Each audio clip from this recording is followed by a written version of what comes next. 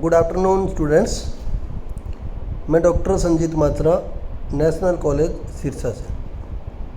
जैसा कि हमने हमारी लास्ट क्लास में भारत अमेरिका संबंधों के 1947 से लेकर के 1979 तक के टाइम की बात की, इस लेक्चर में हम 1980 से लेकर के 1997 तक के दौर में किस प्रकार के भारत और अमेरिका के संबंध रहे उनके बारे में बात करेंगे। उनके बारे में बात करने से पहले मैं आपसे रिक्वेस्ट करता हूं कि किसी ने मेरे चैनल को सब्सक्राइब नहीं किया है तो प्लीज़ सब्सक्राइब करें और मेरे लेक्चर को सुनने के बाद लाइक और शेयर अवश्य करें। कोशिश करूंगा और भी अच्छे लेक्चर बनाने की, आगे डालने की। तो आइए हम शुरू करते हैं भारत और अमेरिका के संबंध, इंडिया यूएस रिलेशनशिप 1980 से 1997 का दौर। जैसा कि हमने बात की 1947 से लेकर के 1979 तक भारत और अमेरिका के संबंध कुछ खास अच्छे नहीं रहे। दोनों के बीच में हमेशा ही कहीं सहयोग पनपता तो उससे कहीं अधिक विरोध पनपता। उतार और चढ़ाव का दौर रहा। कभी अच्छा समय आया, लेकिन ज़्यादातर समय दोनों देशों के बीच में संबंध खराब ही रहे। भारत और अमेरिका के संबंधों के 1998 तक के दौर की अगर बात करें हम, तो कहीं ना कहीं हम ये देखते हैं कि ये जो 1980 के दशक में 1980 से 1991 तक का जो दौर था, ये भारत और अमेरिका के संबंधों का सबसे अच्छा दौर माना जाता है।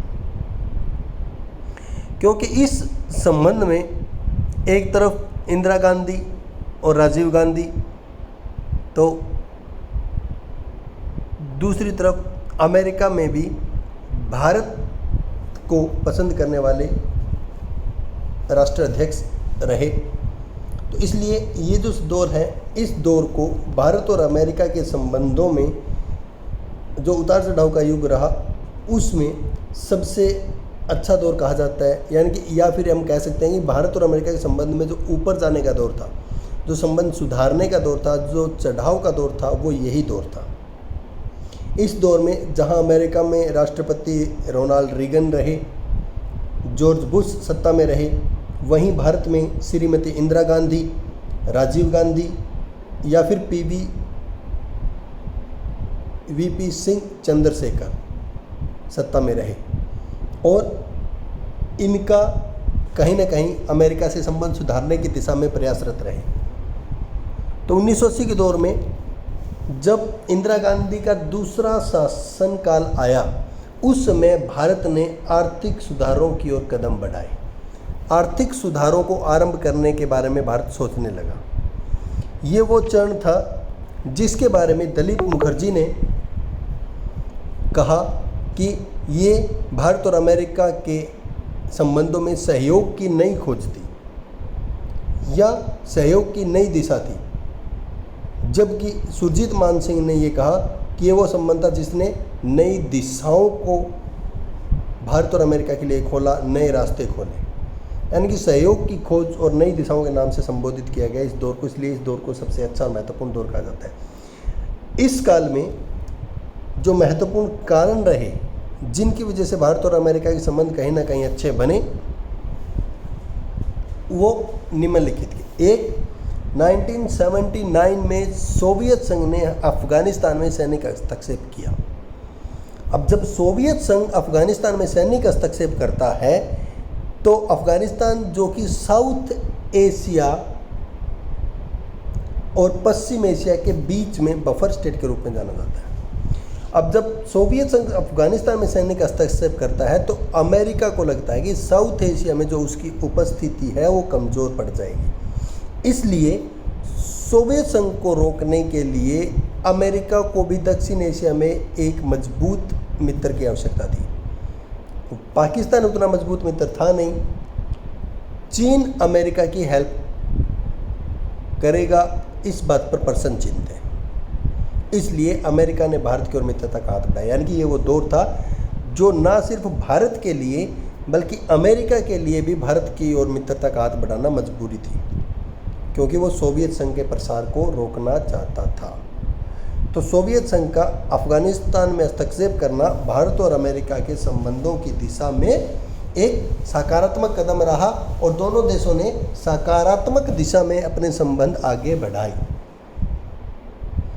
इस दौर में न सिर्फ सोवियत संघ की वजह से बल्कि भारत में इंदिरा गांधी के व्यक्तित्व की वजह से भी अच्छे संबंध बने। इंदिरा गांधी दोबारा से सत्ता में आई 1980 में। इंदिरा गांधी का सत्ता में आना और जबकि जवाहरलाल नेहरू की अमेरिका के राष्ट्रपति रीगन से अच्छी मित्रता थी, तो इस वजह से इंदिरा गांधी के भी रीगन से अच्छे संबंध थे। तो ये जो व्यक्तिगत संबंध थे, ये जो आपसी संबंध थे, इन अच्छे संबंधों की वजह से भी दोनों देशों के राष्ट्राध्यक्षों ने एक दूसरे के साथ सकारात्मक दिशा में आगे बढ़ने का कदम उठाया और कहीं ना कहीं भारत को अमेरिका ने सहयोग और समर्थन देने की और दोनों देशों के बीच आर्थिक संबंध मजबूत करने की भी सहमति हुई, बात हुई।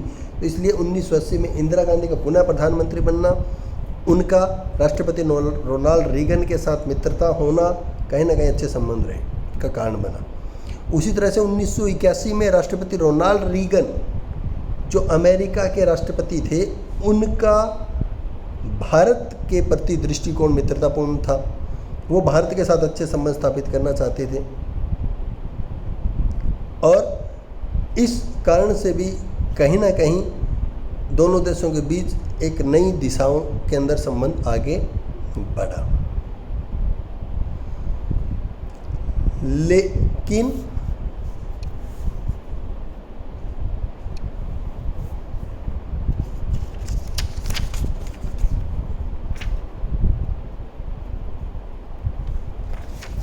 नई दिशाओं के साथ संबंध आगे बढ़ा, लेकिन इस क्षेत्र में कुछ कारण ऐसे भी रहे जिनकी वजह से कुछ मतभेद भी रहे, कुछ विवाद भी रहे। एक, अमेरिका और पाकिस्तान के बीच नए सुरक्षा संबंधों की घोषणा 1981 में हुई, जिसमें अमेरिका पाकिस्तान को आर्थिक सहायता, सैनिक सहायता और मतलब अन्य सहायता देने के लिए सहमत हुआ। जो भारत और पाकिस्तान अमेरिका द्वारा प्राप्त सहायता का भारत के खिलाफ प्रयोग करता था, इसलिए भारत उस चीज़ से सहमत नहीं था। यानी कि ये वो कारण था जिससे दोनों देशों के संबंधों पर नकारात्मक प्रभाव पड़े। राजीव गांधी के सत्ता में आने से दोबारा से सकारात्मक प्रभाव पड़ा और दूसरी तरफ रूस में सत्ता परिवर्तन हुआ। गोरबाचोव 1985 में सत्ता में आए और जब गोरबाचोव सत्ता में आए 1985 में, तो उन्होंने काफ़ी सारी अपनी नीतियों में बदलाव किया, जिसके परिणाम स्वरूप भारत की विदेश नीति में भी बदलाव हुआ। और भारत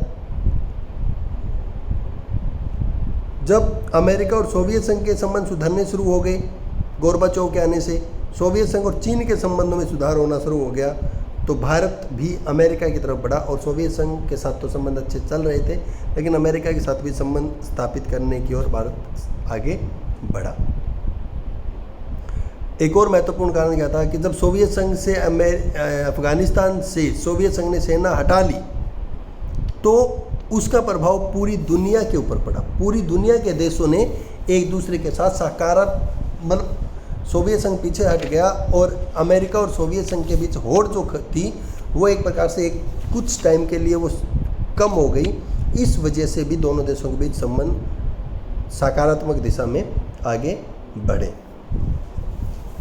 इस दौर में जो महत्वपूर्ण उपलब्धियां रही उन दोनों देशों के बीच, वो क्या थी कि दोनों देशों ने बातचीत के लिए एक सकारात्मक माहौल तैयार किया, एक उचित वातावरण तैयार किया और एक दूसरे के साथ बातचीत करने को सहमत हुए, एक अच्छे संबंधों की दिशा में आगे बढ़ने को सहमत हुए। दोनों देशों के साथ संस्थागत स्तर पर, डिपार्टमेंटल लेवल पर और व्यक्तिगत स्तर पर संबंधों को अच्छा करने का, संबंधों को विस्तृत करने का, दोनों देशों को एक दूसरे के नज़दीक आने का को सहमत हुए। एक मेमोरेंडम ऑफ अंडरस्टैंडिंग समझौता पत्र पर हस्ताक्षर हुआ। उसके साथ साथ दोनों देशों ने व्यापार, पूंजी निवेश,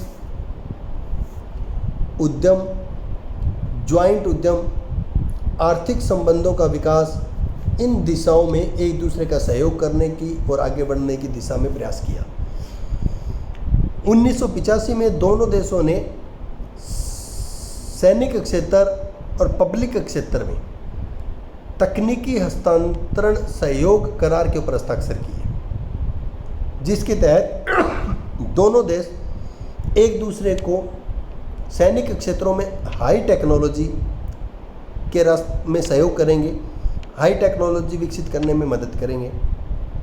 और इसी के साथ इस दौर में अमेरिका की कंपनी जनरल मोटर्स ने F-18 लड़ाकू विमानों के 100 इंजन भारत को निर्यात किए। तो ये वो दौर था जो अब इन दोनों देशों के संबंधों का सबसे अच्छा दौर माना जा सकता है। उसके साथ साथ इस दौर में अमेरिका ने भारत को रात को युद्ध करने वाले, कम रोशनी में युद्ध करने वाले टैंकों को उपलब्ध कराने पर भी सहमति दर्ज की। कम रोशनी में युद्ध करने वाले टैंकों के संबंध में दोनों देशों के बीच में समझौता हुआ और दोनों देशों की नौसेनाओं ने संयुक्त अभ्यास करने पर सहमति जताई। वो ना सिर्फ भारत में, ना सिर्फ अमेरिका में, बल्कि दुनिया के तीसरे देश में भी संयुक्त अभ्यास करेंगे, इस बात पर सहमति हुई। तो ये जो दौर था 1980 से 91 का, इस दौर में काफ़ी सारे सकारात्मक और पॉजिटिव बदलाव हुए। इस वजह से हम इस दौर को एक प्रकार से उपलब्धियों का दौर भी कहते हैं। जो सहयोग हुआ उपरोक्त, उसके अलावा कुछ मतभेद भी रहे। हम ये नहीं कह सकते कि इस सहयोग में मतभेद नहीं थे, कुछ मतभेद भी थे। वो मतभेद प्रमुख क्या थे? एक तो कश्मीर के मुद्दे पर, कश्मीर प्रश्न पर अमेरिका ने अपनी नीति में कोई बदलाव नहीं किया था। वो अभी भी पाकिस्तान के पक्ष को सही मानता था, कश्मीर पर पाकिस्तान का समर्थन करता था, जिससे भारत और अमेरिका के बीच में कहीं ना कहीं मतभेद या मनमुटाव बना रहा। दूसरा, अमेरिका पाकिस्तान को हथियार देने का सिलसिला अभी भी जारी रख रहा था और पाकिस्तान उन हथियारों का प्रयोग भारत के खिलाफ कर भी चुका था। 1965 के भारत पाकिस्तान युद्ध में, 1971 के भारत पाकिस्तान युद्ध में। तो इसलिए इस वजह से भी कहीं ना कहीं पाकिस्तान को हथियार देने के सिलसिले या मुद्दे पर भी कहीं ना कहीं दोनों देशों के बीच मतभेद बना रहा। तीसरा कारण क्या था कि भारत में हुई भोपाल गैस त्रासदी का जिम्मेवार भारत अमेरिका को मानता था। अमेरिका की कंपनी इस भोपाल गैस त्रासदी के लिए बहुराष्ट्रीय कंपनी जिम्मेदार थी, ऐसा भारत का मानना था, जिस वजह से संबंधों में मतभेद या मनमुटाव बने रहे। और एक और कारण क्या था कि परमाणु प्रसार और परमाणु प्रक्षेपास्त्र नियंत्रण के विषय में अमेरिका ने दोहरी पॉलिसी अपनाई। उसने भारत पर दबाव डालने का प्रयास किया परमाणु प्रसार के संबंध में, और परमाणु प्रक्षेपास्त्र नियंत्रण के संबंध में भारत पर दबाव डाला और अंतर्राष्ट्रीय स्तर पर भारत को अलग थलग करने का भी प्रयास किया। ये जो मुद्दे थे, इनकी वजह से कहीं ना कहीं दोनों देशों के बीच संबंध है वो मतभेद वाले रहे, कटुपूर्ण रहे, लेकिन उसके बावजूद ये वो दौर था जो भारत और अमेरिका के संबंधों का एक स्वर्ण युग, सहयोग एवं मतभेद का काल नेक्स्ट। दूसरा है 1992 से 1997 तक। अब 1992 में क्या अंतर्राष्ट्रीय घटना घटती है? भारत और अमेरिका के बीच जो मुद्दे थे वो तो मुद्दे थे ही, उसके अलावा 1992 में 90 में एक घटना घटती है। क्या होती है? सोवियत संघ का विघटन होता है और सोवियत संघ से 14 देश टूटकर अलग राष्ट्र बन जाते हैं, यानी कि सोवियत संघ और रूस 15वां एक अलग राष्ट्र होता है, यानी कि सोवियत संघ 15 टोटल देशों में विभाजित हो जाता है। इससे घटना का न सिर्फ भारत अमेरिका संबंधों पर बल्कि पूरी दुनिया के संबंधों पर फर्क पड़ता है। अब सोवियत संघ का विघटन होने से अमेरिका एकमात्र महाशक्ति बच जाता है और पूरी दुनिया के देश उसके साथ अच्छे संबंध स्थापित करने को प्रयासरत रहते हैं। दूसरा, सोवियत संघ का विघटन होने पर, सोवियत संघ की स्थिति कमज़ोर होने पर अमेरिका भी दक्षिण एशिया में अपनी स्थिति मजबूत करना चाहता है। तो 1992 से 97 का दौर वो दौर था जिस दौर में पूरी दुनिया में काफ़ी सारे बदलाव हुए। इस दौर में भारत ने भी एक प्रकार से आर्थिक सुधारों की प्रक्रिया का आरंभ किया। लिबरलाइजेशन, प्राइवेटाइजेशन, ग्लोबलाइजेशन, निजीकरण, उदारीकरण, वैश्वीकरण की नीति को अपनाया। अब इस नीति के अपनाने के तहत भारत ने अपने बाजार खोल दिए। भारत को पूंजी निवेश करने के लिए, टेक्नोलॉजी के लिए ऐसे दोस्तों की आवश्यकता थी तो भारत में निवेश कर सके। अमेरिका के लिए एक मार्केट की आवश्यकता थी, एक बाजार की आवश्यकता थी। तो दोनों ही देशों की कहीं ना कहीं एक दूसरे के लिए ज़रूरत थी, आवश्यकताएं थी, मजबूरियां थी, जिस वजह से इस दौर में दोनों देशों के बीच मतभेद के बावजूद सहयोग उभर कर सामने आया और दोनों देश एक दूसरे के नज़दीक आए। अमेरिका में डेमोक्रेटिक पार्टी की, लोकतांत्रिक दल की सरकार थी जो भारत के प्रति उदार दृष्टिकोण रखती थी, उदार रवैया रखती थी।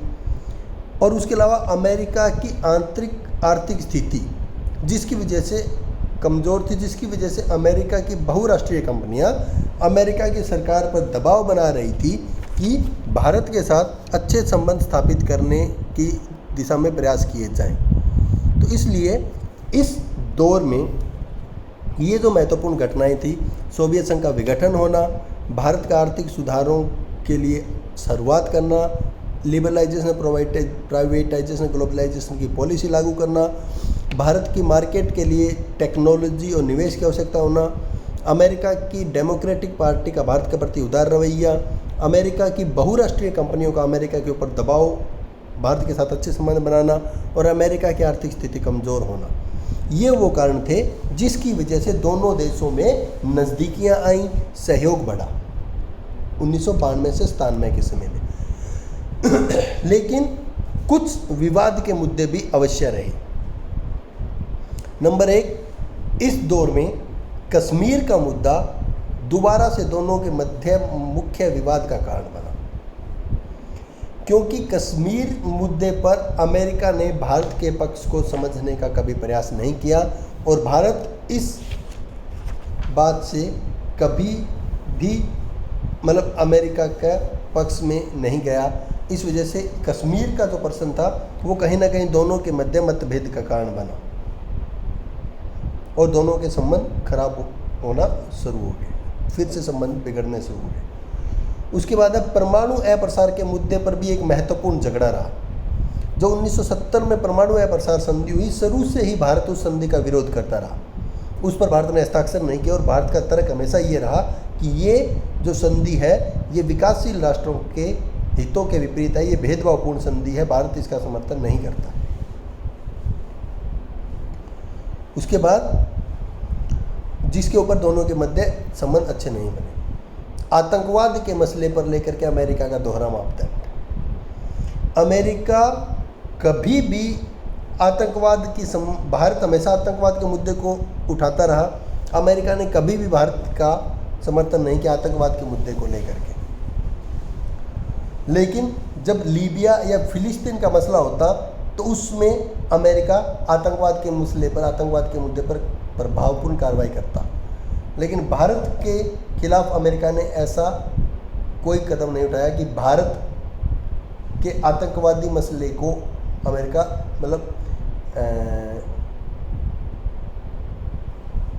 सही दिशा में ले या सही ले, सीरियस होकर के लिए, ऐसा नहीं था। इस वजह से भी कहीं ना कहीं यानी दोहरा मापदंड होना भी कहीं ना कहीं दोनों देशों के संबंधों में खटास लेकर के आया। उसके बाद है जो परमाणु प्रक्षेपास्त्र है, उस मामले पर भी अमेरिका का दोहरा मापदंड। कैसे कि भारत को जो क्रायोजेनिक रॉकेट इंजन देने की बात थी,